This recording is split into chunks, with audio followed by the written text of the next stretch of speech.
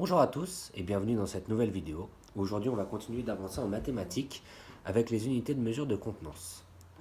Donc, comme pour les unités qu'on avait déjà vues, à savoir les longueurs et les masses, on va avoir une unité de base. Ici, ce sera le litre. Toutes les autres unités qu'on va utiliser pour mesurer des contenances, ce seront soit des sous-multiples du litre, soit des multiples du litre.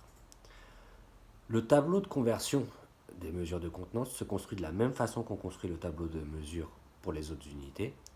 Seulement, cette fois-ci, on ne va pas avoir l'équivalent du kilo. C'est-à-dire qu'avant, on avait des kilomètres, on avait des kilogrammes.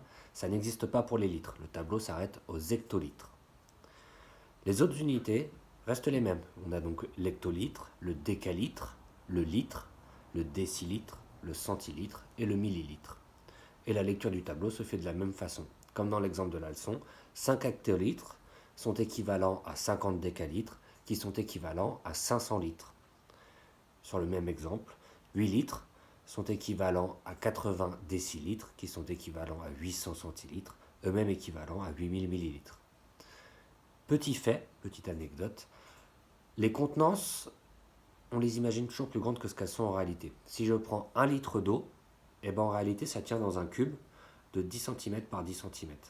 Imaginez un carré de 10 cm de côté, à l'intérieur vous pouvez mettre 1 litre d'eau.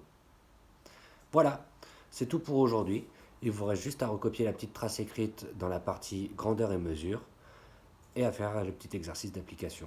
Bon courage à tous et bonne journée.